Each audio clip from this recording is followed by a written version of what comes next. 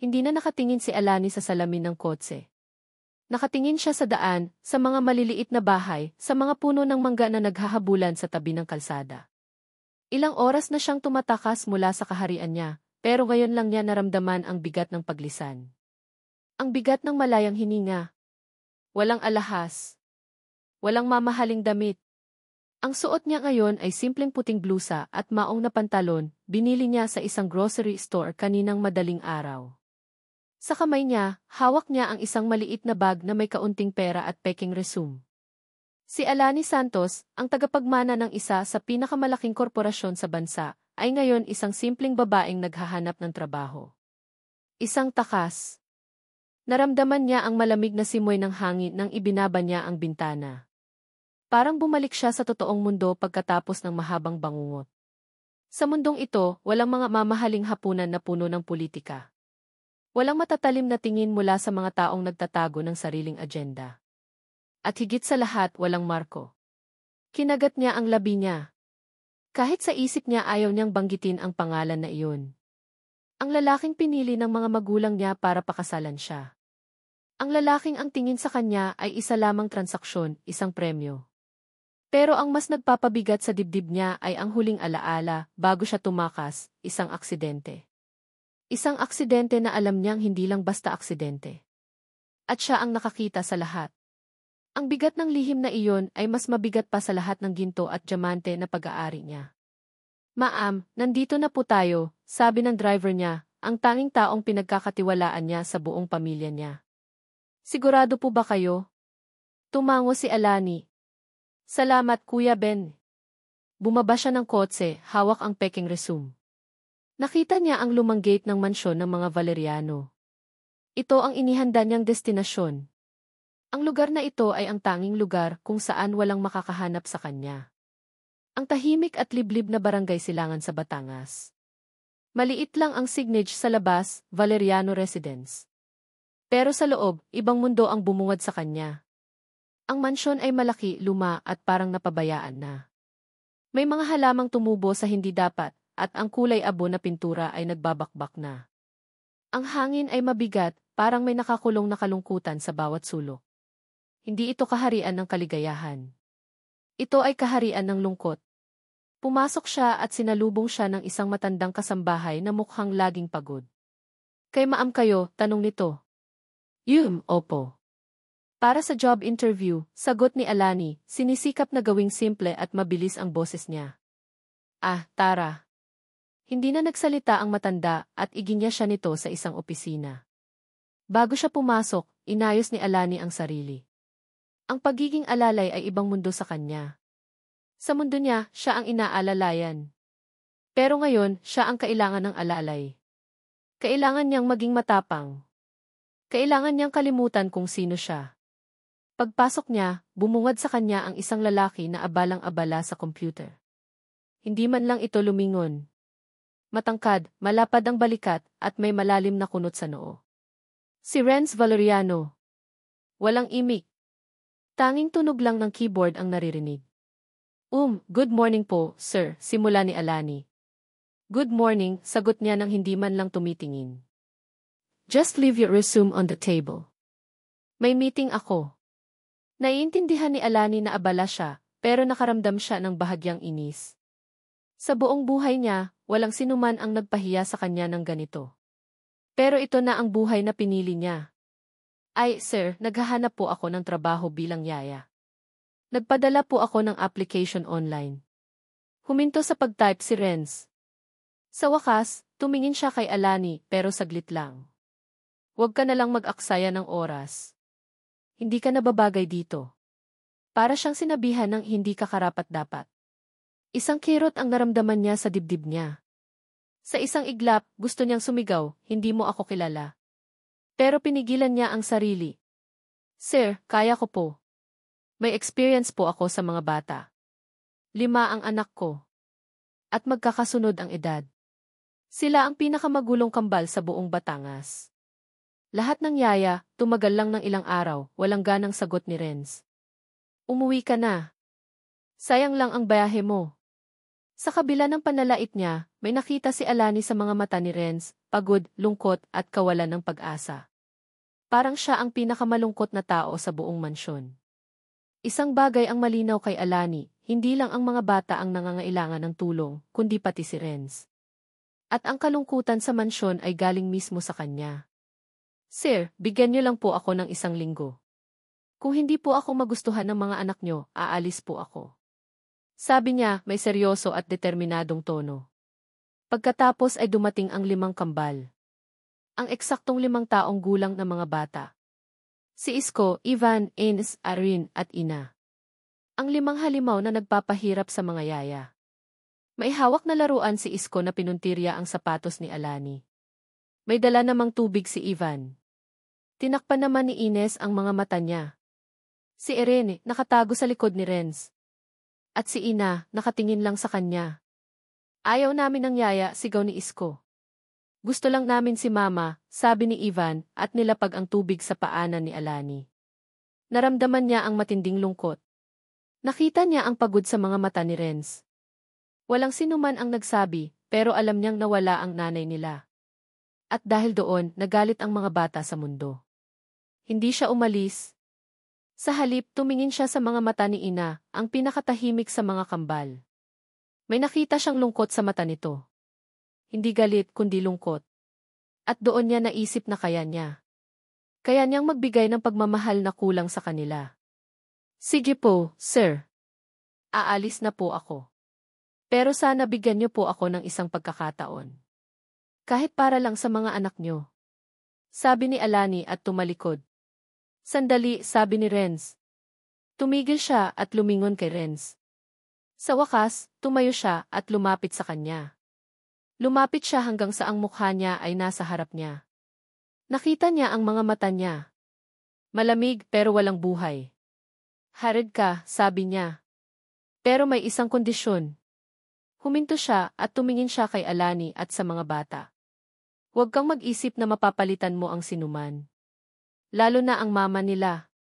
Nakatitig si Alani sa pintuan ng kwarto niya, habang naririnig niya ang mga yapak ni Renz na papalayo. Ang mga huling salita niya ay bumabalik sa kanyang isipan, parang paulit-ulit na tugtog sa sirang plaka. Huwag kang mag-isip na mapapalitan mo ang sinuman. Lalo na ang mama nila. Mabigat. Masakit. Para siyang pinagsabihan na ang papel niya ay isang temporaryong anino lamang na walang karapatang mag-iwan ng anumang bakas. Pero imbes na masaktan, may isang bagay na nag-udyok sa kanya. Isang matinding pagnanais na patunayan na mali siya. Hindi siya narito para palitan ang sinuman, kundi para magbigay ng kung anong kulang sa mga bata. Kinaumagahan, sinimulan ni Alani ang kanyang misyon. Ang unang araw niya ay napuno ng ingay at gulo. 5 silang sabay-sabay na nag-iingay. Ang bawat sulok ng mansyon ay parang isang playground. Kahit sa pagkain, halos magulo ang lahat. Hindi siya nagalit. Sa halip, tumingin siya sa mga mata nila, isa-isa. Nakita niya ang lungkot na nakatago sa likod ng bawat gulo. Ang pagiging makulit nila ay tanging paraan lang para makuha ang atensyon ng kanilang ama. Tara, ayan niya sa kanila. Magkwentuhan tayo. Noong una, tumanggi sila. Ayaw namin, wala namang kwenta mga kwento mo, sabi ni Isko. Ngunit hindi sumuko si Alani. Imbes na pilitin silang makinig, sinimulan niyang magkwento sa sarili niya. May isang ibon na naghahanap ng bahay. Nakaalis siya sa kanyang inang ibon, pero nahihirapan siyang bumalik. Dahan-dahang nagsimulang lumapit ang mga bata. Si Ina, ang pinakatahimik, ang una. Umupo siya sa tabi ni Alani at nakinig. Sunod si Irene. Pagkatapos ay ang iba pa. Nang matapos ang kwento, tiningnan ni Alani ang mga mata nila. Anong nangyari sa ibon? Tanong ni Ivan. Huwag nating ilayo ang kwento sa atin, Ivan. Anong pakiramdam mo sa ibon? Sabi ni Alani. Tumahimik si Ivan. Saka siya nagsimulang lumuha. Para akong ibon na naghahanap ng bahay. Niyakap ni Alani si Ivan. Hindi ka nag-iisa. Nandito ako para sa inyo. Sa labas, nasa opisina si Renz. Abot-abot ang mga problema sa trabaho niya. Ilang buwan na siyang nagtatrabaho ng walang pahinga, sinusubukan na mabayaran ang lahat ng utang na iniwan ng asawa niya. Sa lahat ng ito, lalo siyang nakalayo sa mga anak niya. Naglabas siya ng hininga at tumingin siya sa bintana. Ang nakita niya ay hindi niya inaasahan. Nasa labas si Alani, kasama ang 5 kambal, naglalaro sa ilalim ng ulan. Nakatawa silang tumatakbo. Nakikita niya si Alani na humahabol sa kanila, pero sa bawat hakbang, nakikita niya ang galak sa mata niya. Sa mata ng mga anak niya. Sa isang iglap, naramdaman ni Renz ang init sa dibdib niya. Isang init na hindi niya naramdaman simula nang namatay ang asawa niya. Hindi niya maiwasang mapangiti. Sa isang iglap, pakiramdam niya, nahanap niya ang bahagi ng sarili niya na matagal na niyang hinahanap. "Sir, okay ka lang?" tanong ng kasambahay. Hindi siya sumagot. Nanatili siyang nakatitig sa kanila. Habang naglalaro sa labas, may isang bola na napunta sa loob ng lumang bodega. Hindi alam ni Alani na sa lugar na ito ay may natatagong mga gamit ni Renz. Naramdaman niyang may naglalakad sa tabi niya, kaya nilingon niya ito. "Okay lang kayo, Alani?" tanong ni Renz na may bahagyang ngiti sa labi. "Sir, okay lang po.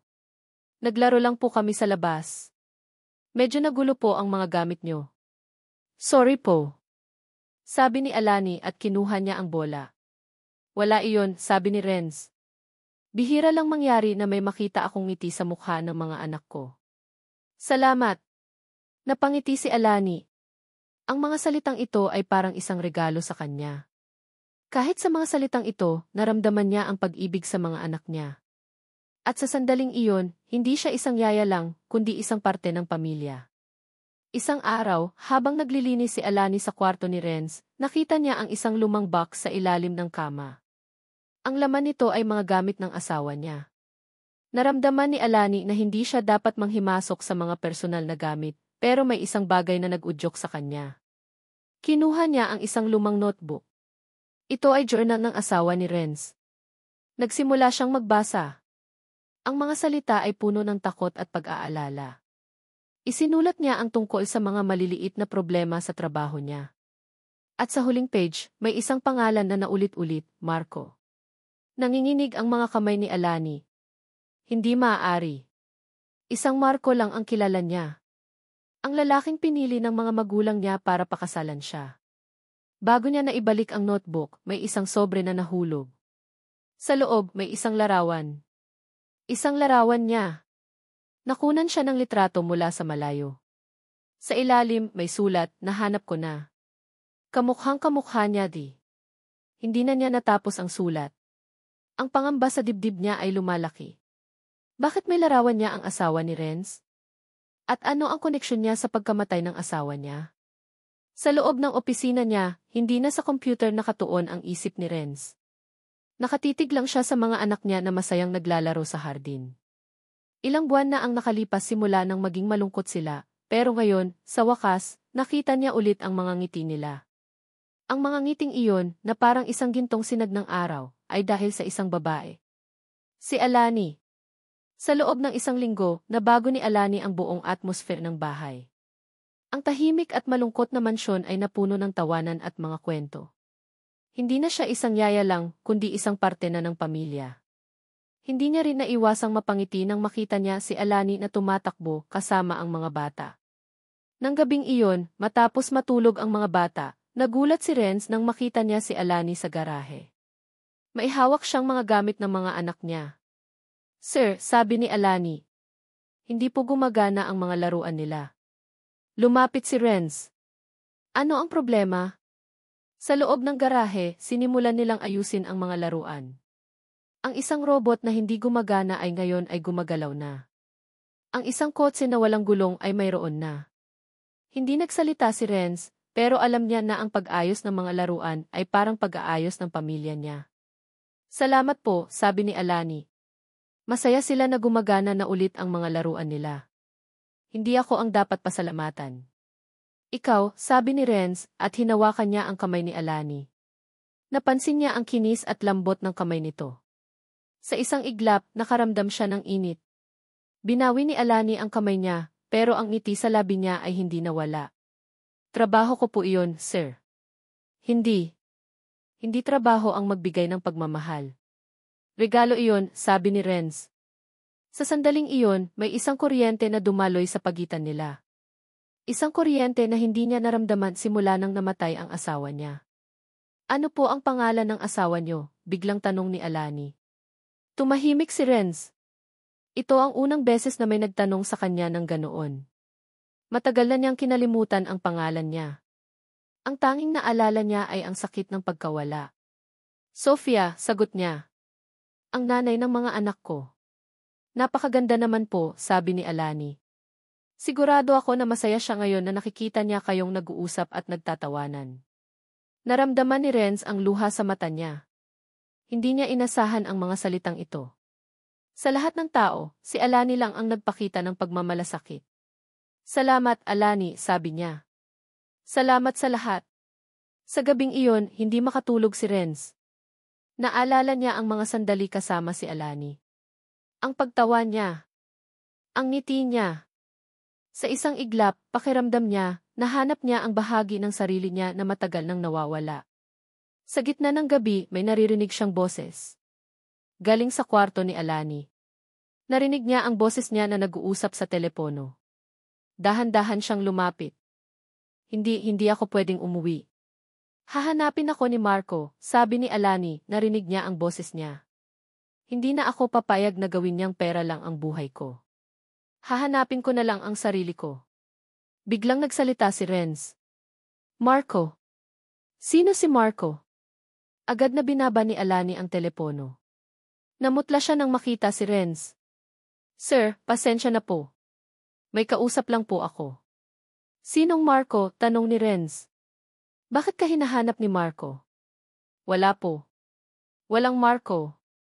Nagkakamali po kayo, sagot ni Alani. Nagkakamali ako, sabi ni Renz. Narinig ko ang sinabi mo. Marco will find me. Sino ba talaga si Marco? At ano ang tinatago mo sa akin? Hindi sumagot si Alani. Tumayo lang siya doon, nakatungo at umiiyak. Nakita ni Renz ang takot sa mata niya. Hindi ito takot sa kanya, kundi takot sa kung sino si Marco. Please, sir, wag niyo na lang po itanong, sabi ni Alani. Kailangan ko po umalis. Hahanapin niya ako. Anong sinasabi mo? Bakit ka aalis? Tanong ni Renz at hinawakan niya ang kamay ni Alani. Ano ba talaga ang nangyayari? Bago pa sumagot si Alani, biglang tumunog ang telepono ni Renz. Sa screen, may lumabas na pangalan, unknown caller. Napatingin si Renz kay Alani at kinuha niya ang telepono. Hello? Valeriano, is this you? Tanong ng isang pamilyar na boses. I think I have an interesting lead for you. Do you happen to have runaway mistress in your house? I think I found her. Walang imik na pinatay ni Renz ang tawag. Nanatili siyang nakatitig sa telepono na parang ito ang may kasalanan sa narinig niya. Ang salitang mistress ay umalinggaw sa isip niya, kasama ang boses ni Alani na narinig niya kanina, hahanapin ako ni Marco. Nag-init ang ulo ni Renz. Naramdaman niya ang matinding galit na bumubuhos sa buong katawan niya. Matagal na siyang hindi nakaramdam ng ganitong klaseng galit. Isang galit na parang pinaglalaruan ang pagtitiwala niya. Hinarap niya si Alani na nakatingin sa kanya, nanginginig. Sino ka ba talaga, Alani? Tanong niya, at ang boses niya ay malalim at malamig. Bakit ka hinahanap ni Marco? At bakit ka tinawag na runaway mistress? Napayuko si Alani. Ang mga balikat niya ay nanginginig. Ang mga luha ay bumabagsak sa mga mata niya. Sir, hindi po totoo yan, sabi niya, at ang boses niya ay mahina at nag-aalala. Wala po akong tinatago sa inyo. Walang tinatago, biglang sigaw ni Renz. Ilang araw lang tayo nagkasama, Alani, pero pakiramdam ko, mas kilala ko na ang asawa ko kaysa sayo. Bakit ka nagtatago? Bakit ka nasa akin? Sino ba talaga ang kausap mo sa telepono? Sir, please maniwala ka sa akin, sabi ni Alani at hinawakan niya ang kamay ni Renz. Nagtatago po ako sa isang taong hindi mo kilala. Paano ko malalaman kung nagsasabi ka ng totoo, Alani? Tanong ni Renz at binitawan niya ang kamay niya. Sa bawat salita mo, parang may natatago ka. Pakiramdam ko, isa lang akong tauhan sa laro mo. Tumalikod si Renz at pumasok sa kwarto. Hindi niya na kaya pang makita ang mukha ni Alani. Ang mga salitang runaway mistress ay paulit-ulit na umalinggaw sa utak niya. Ang mga masayang alaala na magkasama sila ay ngayon ay parang isang panaginip lang. Kinaumagahan, may bisita sa bahay. Nagulat si Renz nang makita si Marco na may hawak na isang malaking basket ng prutas. "Hello, Renz," sabi ni Marco at ang ngiti niya ay parang isang ahas. "Kamusta na?" Tumayo si Renz at pinunasan niya ang mukha niya. "Okay lang, Marco," sabi ni Renz. "Bakit ka nandito?" "May kailangan akong business partner, Renz," sabi ni Marco. "I thought you're the perfect guy for the job." Sa loob ng isang oras, nag-usap sila ni Renz tungkol sa negosyo. Pero sa bawat salita ni Marco, may isang bagay na hindi maganda ang pakiramdam niya. "Oh, Renz," sabi ni Marco. "I think you have the visitor." "Is that her?" Napalingon si Renz at nakita niya si Alani. Nakaupo siya sa isang sofa at naglalaro sa mga anak niya. Bigla siyang tumayo at pumunta sa likod ni Renz. "Marco, what are you doing here?" tanong ni Alani at ang boses niya ay nanginginig. "Wala, Alani," sabi ni Marco at ngumiti siya ng malapad. "Bakit, masama ba akong nandito?" "No," sabi ni Renz. "Hindi ka niya kilala." "Kilala ko siya," sabi ni Marco. "Siya ang girlfriend ko." "Marco, stop it," sabi ni Alani. "Hindi ako ang girlfriend mo." "Oh, really?" sabi ni Marco. "Remember that night, Alani? You were so beautiful in your wedding dress." Natigilan si Renz. "Wedding dress? Anong wedding dress ang sinasabi ni Marco?" "Marco, aalis na ako," sabi ni Alani at tumakbo siya sa kwarto niya. "Oh, well," sabi ni Marco at tumingin siya kay Renz. "I hope you find what you're looking for, Renz." Umalis si Marco at naiwan si Renz na puno ng galit at pagkalito. Hindi niya alam kung ano ang paniniwalaan. Kung sino ang paniniwalaan. Habang naglilinis, may isang folder na nahulog mula sa lamesa. Nagulat si Renz nang makita niya ang isang larawan ng isang babae sa loob. Ang babae ay naka-wedding dress. Ang babae ay si Alani. At sa likod niya, may isang tao na nakatago sa anino. Ang babae sa larawan na may kulay puting wedding dress ay si Alani. Ang parehong damit na sinabi ni Marco. At ang mas nakakagulat pa, ang babaeng nasa likod niya ay kamukhang-kamukha ni Sofia, ang asawa niya. Nanatili si Alani sa loob ng kwarto niya, nakatingin sa labas ng bintana. Ang mga huling salita ni Marco ay umalinggaw sa isip niya. "Remember that night, Alani? You were so beautiful in your wedding dress." Ang mga salitang iyon ay parang isang patalim na tumusok sa puso niya. Natatakot siya. Matagal na siyang nagtatago, pero ngayon, nahanap na siya ng nakaraan niya. Hindi siya makapaniwala na nahanap siya ni Marco. Hindi siya makapaniwala na ang lalaking pinagkakatiwalaan niya ay ngayon ang pinakakaaway niya. Isang araw, habang naglilinis siya sa labas ng kwarto, may isang sobre na nasa ilalim ng pintuan niya. Ang sulat ay hindi galing sa pamilya niya. Ang sulat ay galing kay Marco. Nanginginig ang mga kamay ni Alani habang binubuksan niya ang sobre. Ang mga salita sa loob ay nakasulat sa isang malaking tinta. "Alani, akala ko ba magtatago ka? Bakit ka nasa isang lalaking may 5 anak? Isang lalaking may utang sa akin. Akala mo ba, hindi ko alam na mayroon kang koneksyon sa kanya? You are a witness, Alani. You know what happened. You know what did. Kailangan mo lang gawin ang gusto ko. Babalik ka sa akin o mamamatay ka kasama ang mga anak mo." Napuno ng takot ang buong katawan ni Alani. Ang mga salita ay parang isang bomba na tumama sa puso niya. Gusto niyang sumigaw, gusto niyang umiyak. Pero walang lumalabas na tunog. Ang tanging naririnig niya ay ang tibok ng puso niya. Hindi niya alam kung ano ang gagawin. Hindi niya alam kung paano siya aalis. Ang takot ay nagpapabigat sa buong katawan niya. Tumakbo siya sa labas at nakita niya si Renz na naglalaro sa mga anak niya. Nakita niya ang mga ngiti sa mga labi nila. Ang galak sa mata nila. Ang pagmamahal na nakikita niya sa kanila. At doon niya naisip. Hindi niya kayang iwanan sila. Hindi niya kayang iwanan si Renz. Pero hindi niya rin kayang manatili. Niyakap niya ang mga anak niya, isa-isa. "Mahal na mahal ko kayo," sabi niya, at ang boses niya ay nanginginig. Hindi niya inasahan ang sagot nila. Mahal na mahal ka rin namin, ate, sabi ni Isko. Nagulat si Alani. Hindi niya alam na may nagmamahal sa kanya ng ganito. Nang gabing iyon, lumapit siya kay Renz. Nakaupo siya sa isang upuan at nag-iisa. Renz, sabi ni Alani. Kailangan nating mag-usap. Tumango si Renz at hinintay niya ang mga salita niya. Sino ka ba talaga, Alani? At ano ang tinatago mo sa akin? Huminga ng malalim si Alani. Hindi ako isang yaya, Renz. Hindi ako isang simpleng babae. Sino ka ba talaga? Tanong ni Renz at ang boses niya ay malalim at malamig.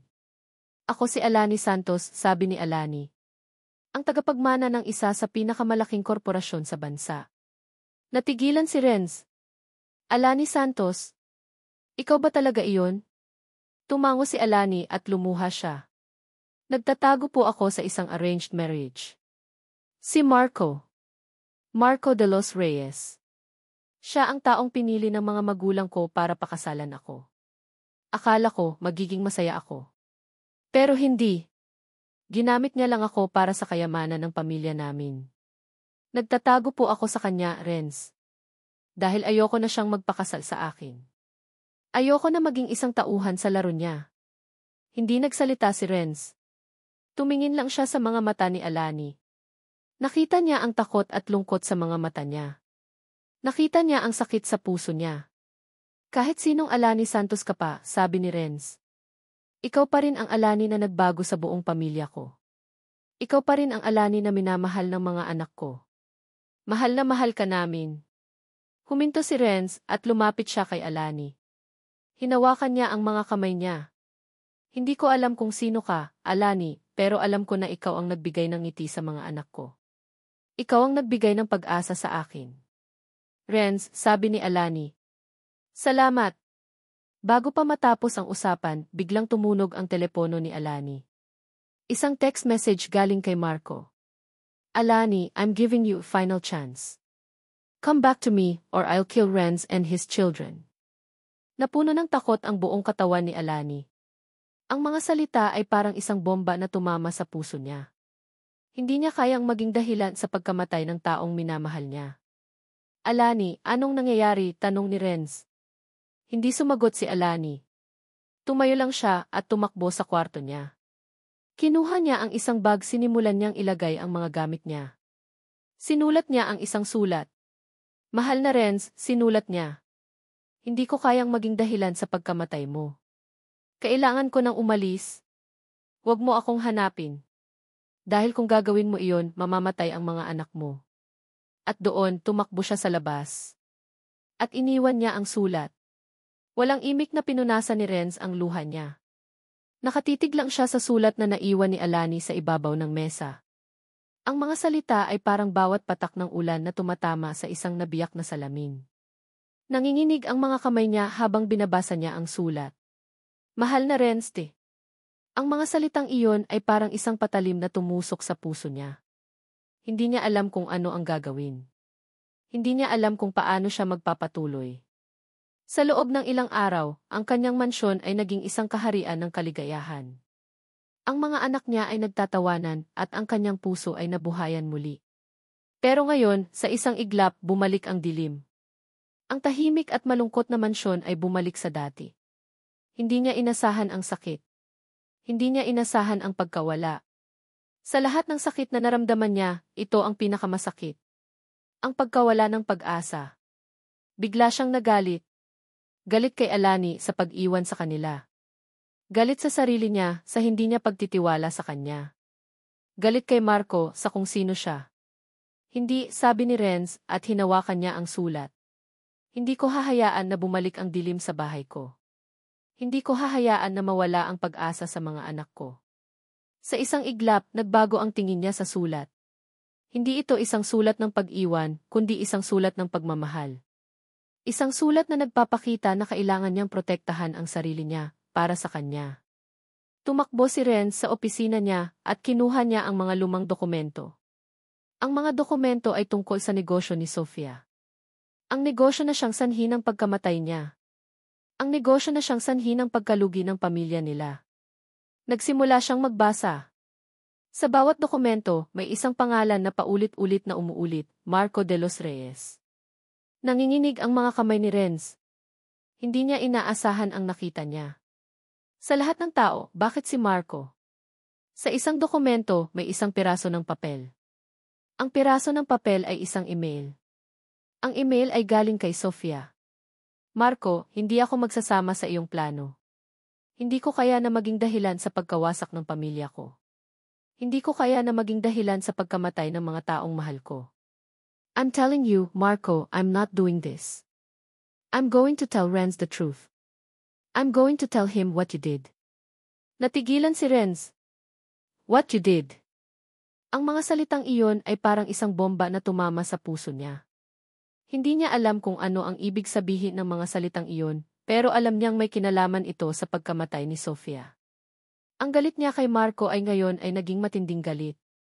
Ang mga salitang irunaway mistress ay ngayon ay naging isang dahilan para maging mas matapang siya. Kinuha niya ang cellphone niya. Binuksan niya ang isang website na nagpapakita ng mga lokasyon ng mga tao sa internet. Mayroon siyang isang koneksyon sa mundo ng teknolohiya. Sa loob ng ilang segundo, nahanap niya ang lokasyon ni Marco. Ang lokasyon ay nasa isang lumang warehouse sa may Pasig River. Hindi niya alam kung ano ang gagawin ni Marco doon, pero alam niyang naroon si Alani. Hindi ko hahayaan na saktan niya si Alani, sabi ni Renz. Hindi ko hahayaan na masira ang buhay niya. Tumakbo siya sa kotse niya at nagsimula siyang magmaneho. Ang mga salita ni Alani sa sulat ay umalinggaw sa isip niya. Huwag mo akong hanapin. Dahil kung gagawin mo iyon, mamamatay ang mga anak mo. Pero ngayon, wala na siyang pakialam. Kung mawawala si Alani, mawawala ang pag-asa sa pamilya niya. Hindi siya magpapatuloy sa ganitong buhay. Nang makarating siya sa Pasig River, nakita niya ang isang lumang warehouse. Walang tao sa labas. Pero alam niyang nasa loob si Alani. Bumaba siya ng kotse at lumapit siya sa pintuan. Ang puso niya ay tumitibok ng malakas. Marco, buksan mo ang pintuan, sigaw ni Renz. Walang sumagot. Kinuha niya ang isang matalim na bagay at sinira niya ang pintuan. Nang pumasok siya sa loob, nakita niya si Alani na nakatali sa isang upuan. Sa harap niya, may isang lalaki na may hawak na kutsilyo. Si Marco. Renz, sigaw ni Alani. Huwag kang lalapit. Renz, sabi ni Marco at mumiti siya ng malapad. Hindi ko inaasahan na dadating ka. Bitawan mo si Alani, sabi ni Renz. Hindi, sabi ni Marco. Ito ang huling pagkakataon ko. At ikaw ang papatay sa kanya. Biglang kinuha ni Marco ang kutsilyo at sinaksak niya si Alani. Renz, he killed, sigaw ni Alani at tumakbo siya sa likod ng upuan. Bumalik ang alaala ni Alani. Ang lahat na nangyari ay bumalik sa isip niya. Ang mga salita ni Marco. Ang mga paghaharap nila. Ang mga pananakot niya. Ang lahat ng ito ay bumalik sa kanya. Nakaupo siya sa isang upuan at nakatali ang mga kamay niya sa likod niya. Sa harap niya, may isang lalaki na may hawak na kutsilyo. Si Marco. Alam mo kung bakit ka nandito, Alani, tanong ni Marco. Nandito ka dahil ikaw ang sagot sa lahat ng problema ko. Ikaw ang sagot sa pagkamatay ni Sofia. Anong sinasabi mo? Tanong ni Alani at ang boses niya ay nanginginig. Noong gabing iyon, sabi ni Marco. Nag-usap kami ni Sofia. Sinabi niya na aalis siya sa negosyo namin. Sinabi niya na sasabihin niya kay Renz ang lahat ng ginawa namin. Ginawa niyo? Tanong ni Alani. Anong ginawa niyo?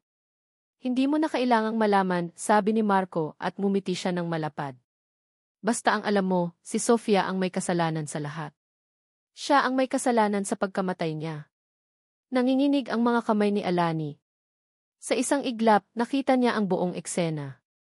Ang mga kotse na nagbabangga. Ang mga tao na tumatakbo.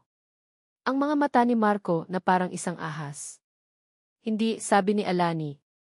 Hindi ako ang may kasalanan. Ikaw ang may kasalanan. Ikaw ang pumatay sa kanya. Pumatay, sabi ni Marco. Hindi ko siya pinatay. Siya ang pumatay sa sarili niya. At ikaw ang testigo sa lahat. Ikaw ang makakapagpatunay na hindi ako ang may kasalanan. Kailangan mo lang gawin ang gusto ko, Alani. Babalik ka sa akin at sasabihin mo sa pulis na si Sofia ang may kasalanan. At kapag nagawa mo iyon, babalik ka sa akin. Nanginginig ang buong katawan ni Alani.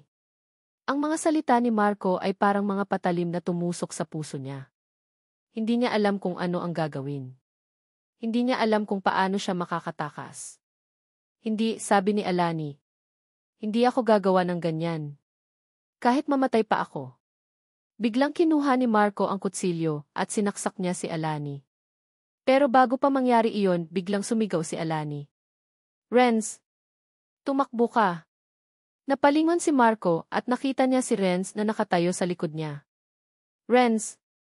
Paano ka nakapunta rito? Hindi mahalaga kung paano ako nakapunta rito, sabi ni Renz. Ang mahalaga, babalik ako sa bahay ko at kasama ko si Alani. Hindi, sabi ni Marco at lumapit siya kay Renz. Hindi ka makakabalik sa bahay mo. At hindi ka makakasama si Alani. Nag-away sila. Nag-away sila ng matindi. Sa bawat suntok, sa bawat sipa, naririnig ni Alani ang galit sa boses ni Renz. Ang galit niya sa lahat ng ginawa ni Marco. Sa huli, nanalo si Renz. Sinira niya ang ulo ni Marco sa isang dingding. At doon, tumumba si Marco. Nakahiga siya sa lupa, walang galaw. Alani, sigaw ni Renz at tumakbo siya sa kanya. Kinalagan ni Renz ang mga kamay ni Alani. Niyakap niya siya ng mahigpit. Ayos ka lang, tanong niya at ang boses niya ay nanginginig. Ayos lang ako, sabi ni Alani. Pero si Marco hindi siya ayos. Hindi na mahalaga, sabi ni Renz. Ang mahalaga, ligtas ka na. Malalampasan natin ito. Nakita ni Renz ang nangyari. Ang katawan ni Marco na nakahiga sa sahig, walang galaw. Ang dugo na bumabagsak sa sahig. Ang lahat ng ito ay parang isang panaginip. Renz, sabi ni Alani. Ano ang ginawa mo? Niyakap ni Renz si Alani ng mahigpit. Ayos lang, Alani. Ayos lang. Hindi niya alam kung ano ang ginawa niya. Ang tanging alam niya, gusto niya lang protektahan si Alani. Ang tanging alam niya, hindi niya hahayaan na may mangyari sa kanya. Kinuha ni Renz ang telepono niya at tumawag siya sa pulis. Narinig niya ang boses niya na nanginginig. Hindi niya alam kung ano ang sasabihin niya.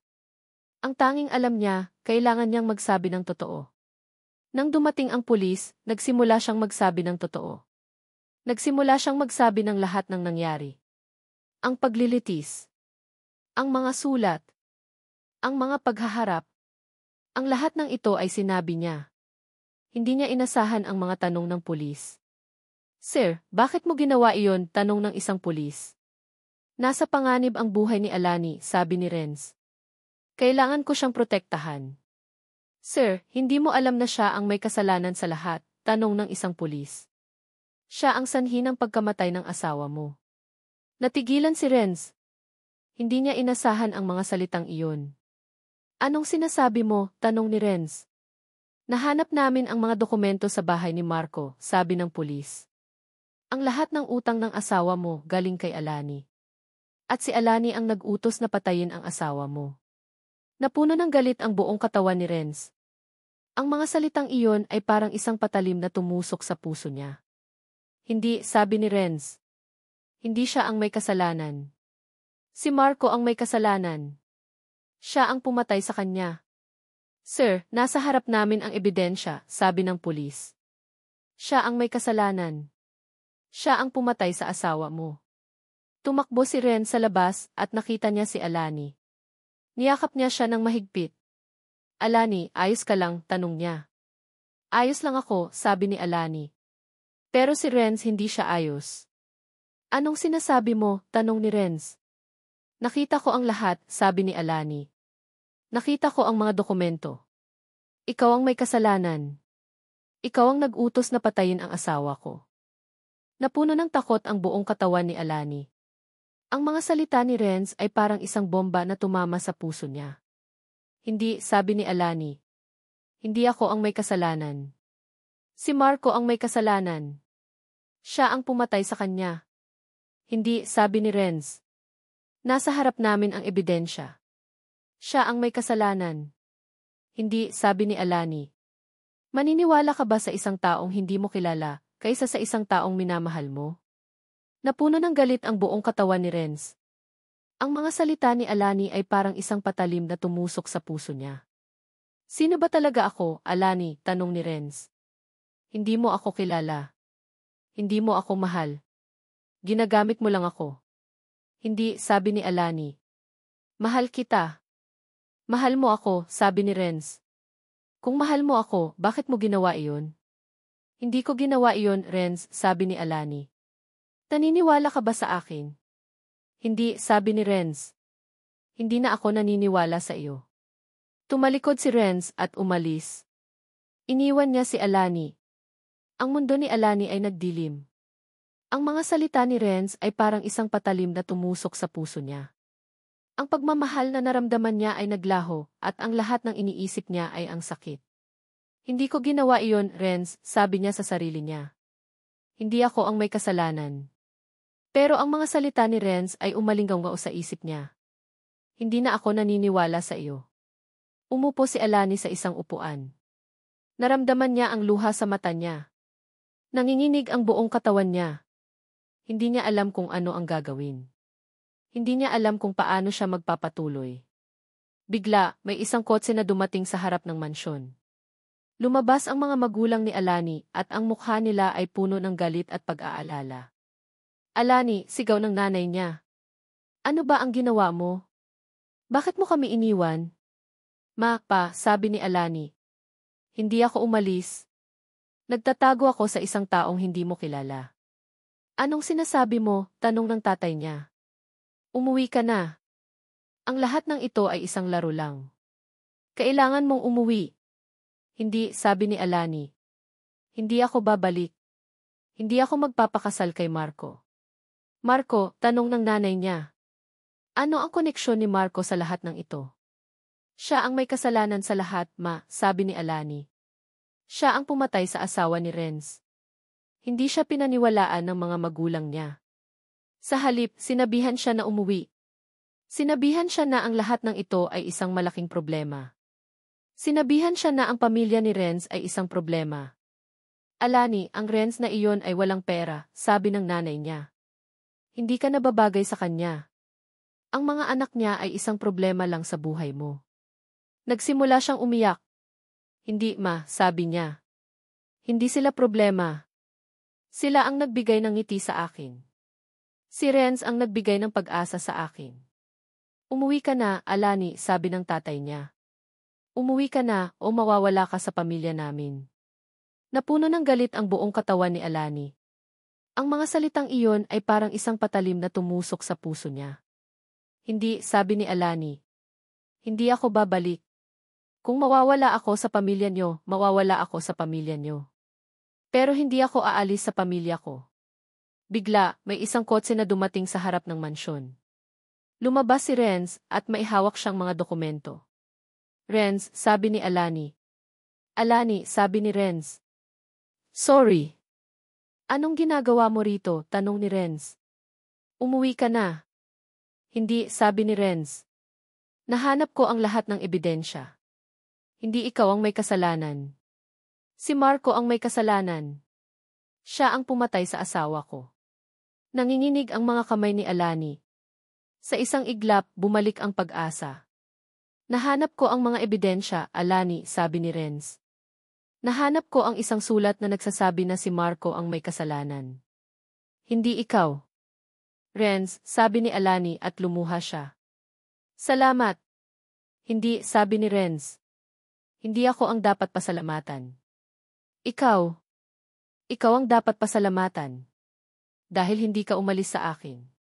Hindi ka umalis sa mga anak ko. Renz, sabi ni Alani. Alani, mahal kita, sabi ni Renz. Mahal na mahal kita. Hindi ko alam kung paano ako magpapatuloy sa buhay ko nang wala ka. Ikaw ang nagbigay ng ngiti sa mga anak ko. Ikaw ang nagbigay ng pag-asa sa akin. Mahal kita, Alani, sabi ni Renz. Kahit sinong Alani ka pa, ikaw ang minamahal ko. Kinuha ni Renz ang isang singsing sa bulsa niya. Ito ay hindi isang mamahaling singsing. Ito ay isang simpleng singsing na may malaking ibon. Alani Santos, magpapakasal ka ba sa akin? Tanong ni Renz. Hindi ko kayang magbigay ng mamahaling bahay o mamahaling kotse. Pero kaya kong magbigay ng pagmamahal. Kaya kong magbigay ng pamilya. Napuno ng luha ang mga mata ni Alani. Hindi niya inasahan ang mga salitang iyon. Hindi niya inasahan ang pagmamahal na naramdaman niya. Sabi ni Alani, "Magpapakasal ako sa iyo." Niyakap ni Renz si Alani ng mahigpit. "Hindi ako nagkakamali, Alani. Ikaw ang hinahanap ko. Ikaw ang pag-asa ko." Tumalikod ang mga magulang ni Alani at umalis sila. Hindi na sila tumingin pa sa kanya. "Renz," sabi ni Alani, "ano ang mangyayari sa pamilya ko?" "Hindi ko alam," sabi ni Renz. "Pero ang alam ko, hindi ako aalis sa iyo. Hindi ako aalis sa mga anak ko. Magkasama tayo sa lahat." 1 taon na ang nakalipas. Ang mansyon ng mga Valeriano ay hindi na isang kaharian ng lungkot, kundi isang kaharian ng kaligayahan. Ang mga lumang pader ay ngayon ay may bagong pintura, at ang bawat sulok ng bahay ay napuno ng tawanan. Nakita ni Renz ang mga anak niya na tumatakbo sa loob ng bahay. Hindi na sila malungkot kundi masaya. Ang mga mata nila ay ngayon ay puno ng galak. Ang lahat ng ito ay dahil sa isang babae. Si Alani. Tumayo si Renz at lumapit siya kay Alani na nakatingin sa labas ng bintana. Ang mga buhok niya ay umaalon sa hangin, at ang ngiti sa labi niya ay parang isang liwanag na nagbibigay ng pag-asa. "Masaya ka ba?" tanong ni Renz. Sagot ni Alani. "Masaya ako." Sa araw na iyon, pumunta sila sa beach. Ang mga anak nila ay tumatakbo sa buhangin. Naglalaro sila at ang tawanan nila ay umalinggaw sa buong beach. Nakaupo si Renz sa buhangin at pinagmamasdan niya si Alani.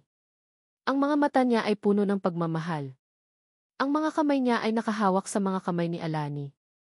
"Hindi ko inasahan na magiging ganito ang buhay ko," sabi ni Renz. "Dati, akala ko, hindi na ako magiging masaya." "Ako rin," sabi ni Alani. "Akala ko, habang buhay akong magiging takas. Habang buhay akong magtatago." Niyakap ni Renz si Alani ng mahigpit. "Salamat sa iyo, Alani," sabi niya. "Salamat sa pagbibigay ng pag-asa sa akin. Salamat sa pagbibigay ng pagmamahal sa mga anak ko." "Renz," sabi ni Alani. "Salamat sa iyo. Ikaw ang nagbigay ng pamilya sa akin. Ikaw ang nagbigay ng tahanan sa akin." Nang gabing iyon, habang lumulubog ang araw, nakatayo sila sa buhangin. Ang mga kamay nila ay nakahawak sa isa't isa. "Renz," sabi ni Alani. "Ano ang mangyayari sa buhay natin?" "Hindi ko alam," sabi ni Renz. "Pero ang alam ko, hindi ako aalis sa iyo. Hindi ako aalis sa mga anak ko. Magkasama tayo sa lahat." Hinawakan ni Renz ang mukha ni Alani at hinalikan niya siya. Ang kaligayahan ay hindi isang destinasyon, kundi isang paglalakbay. At masaya ako na kasama kita sa paglalakbay na iyon habang buhay. At dito nagtatapos ang kwento ni Renz Valeriano at Alani Santos. Ang kwento na nagsimula sa isang pagtakas at natapos sa isang walang hanggang pag-ibig. Sa lahat na nakinig at nakasama namin sa bawat kabanata, maraming salamat po. Ang bawat kwento, bawat yugto, ay hindi magiging kumpleto kung wala kayo. Maraming salamat sa inyong pagmamahal, sa inyong pagtitiwala, at sa inyong pagmamahal sa aming mga karakter. Ang bawat sandali ng kwento ay nagpapaalala sa akin na ang pag-ibig ay hindi lang isang bagay na nararamdaman, kundi isang bagay na ginagawa. Ito ay isang bagay na pinaglalaban at isang bagay na pinagsisikapan. Sa bawat kwento na isinusulat namin, ang aming pinakamahalagang layunin ay magbigay ng pag-asa. Ang pag-asa na sa kabila ng lahat ng sakit, lahat ng pagsubok, ay mayroong pagmamahal na magpapagaling sa lahat ng sugat. Ang pag-asa na ang pag-ibig ay hindi lang tungkol sa paghahanap ng tamang tao, kundi tungkol sa pagiging tamang tao. Ang pag-asa na ang pag-ibig ay hindi lang tungkol sa paghahanap ng tamang tao, kundi tungkol sa pagiging tamang tao. Salamat sa inyong pagmamahal. Salamat sa inyong pagtitiwala. At salamat sa inyong pagmamahal sa aming mga karakter. Maraming salamat sa inyong pagmamahal. Kung may gusto kayong sabihin, mag-message lang po kayo sa amin. Nagmamahal. Kwentong Puso G.